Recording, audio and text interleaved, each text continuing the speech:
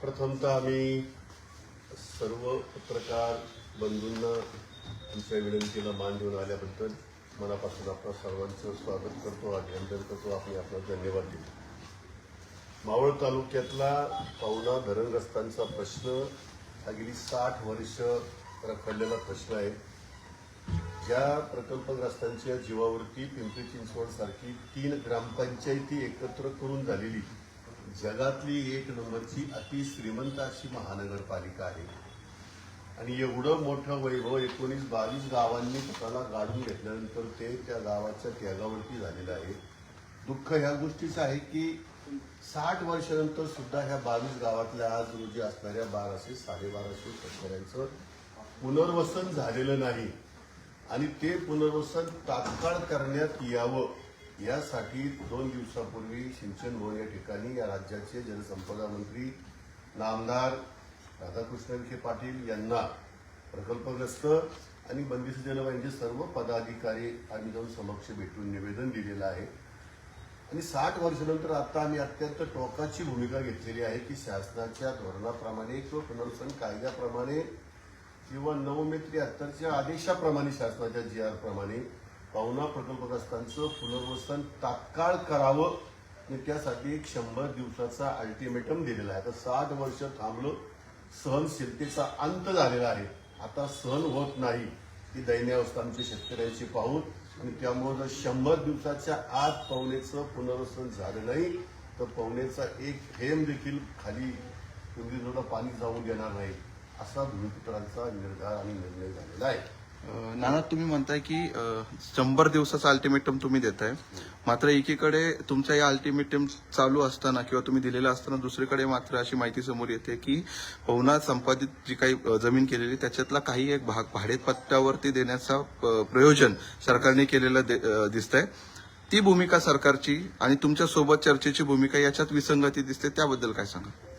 त्याबद्दल स्पष्ट त्यांच्या मंत्री महोदयांच्या निदर्शनास परवाच्या सिंचन भवनच्या मिटिंगमध्ये ऑन प्रूफ हातामध्ये म्हणजे मग अशी भारत ठाकूर साहेबांनी उल्लेख केलेला आहे की 13 तारखेला माननीय जिल्हाधिकाऱ्यांनी मिटिंग बोलवली. त्याला खासदार साहेब होते, विद्यमान आमदार होते, माजी मंत्री होते बाळाभाऊ.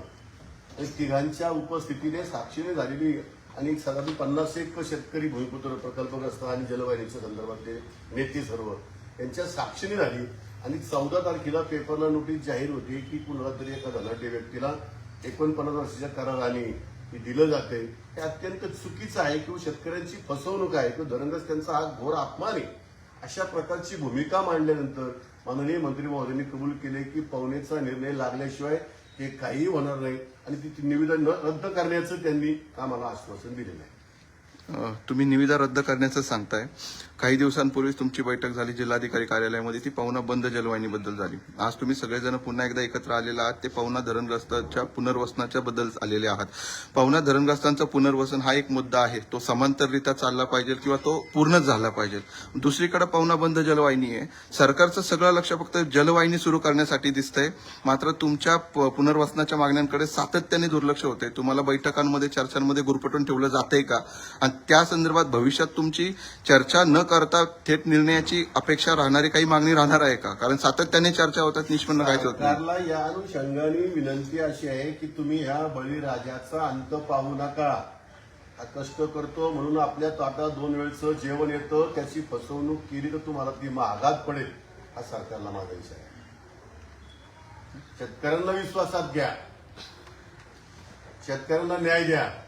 60 वर्षांतर झालं नाही त्याचं ताबडतोब पुनर्वसन करा, मग पुढच्या चर्चेत राहतील. मध्यंतरी मंत्र्यांनी सांगितलं होतं 2 एकर जागा तुम्हाला धरणाच्या परिसरात, 2 एकर जागा तुम्हाला बाहेर देऊ. मोठ्या थाटामाटात कार्यक्रम झाला, त्याचं पुढे काय झालं? मराठा आरक्षणाच्या संदर्भात जेव्हा आमचा बांधव रजिस्टर माग केला तेव्हा सुप्रीम कोर्टाने सांगितलं नो डेटा नो रिझर्वेशन. म्हणजे तुमची जर माहिती संकलन नसेल, आज शासनाकडे ही माहिती नाहीये की बाधित शेतकरी किती आहेत, संपादित क्षेत्र किती त्यांच्याकडे, उर्वरित क्षेत्र किती त्यांच्याकडे आणि पुनर्वसन किती लोकांना करायचं आहे ह्याचा डेटा त्यांच्याकडे नाही. तर जो मध्यंतरी तो अणकुशल साधा झाला असेल तर त्याला आम्ही उतावळा नवरा गुडघ्याला भाषी म्हणूया, परंतु अद्याप तरी तशा प्रकारचे काही चिन्ह कुठं काही दिसून येत नाही. कारण राज्य शासनाचे कॅबिनेट मंत्री जर म्हणत असतील की मी त्या प्रश्नाशी असंदिग्ध आहे आम्ही त्यात लक्ष घालणार नाही. आम्ही मावळ वगळणार आहोत. कारण मावळचे तिथे तुमचे जे प्रतिनिधी आहेत त्यांनी आम्हाला सक्त सांगितलं की तुम्ही लक्ष घालायचं नाही. चौथ्या बरोबर ना, हेच वाक्य आपल्याला ऑन रेकॉर्ड त्यांनी सांगितलंय, ते पत्रकारांच्या समोर सांगितलेलं आहे. आणि म्हणून ते जे काय मधल्या काळामध्ये झाला असेल तो गुमजाव होता. सत्य परिस्थिती मात्र आता त्याला निर्माण करावं लागेल. अशा परिस्थितीत आम्ही आता पाऊल उचलणार आहोत.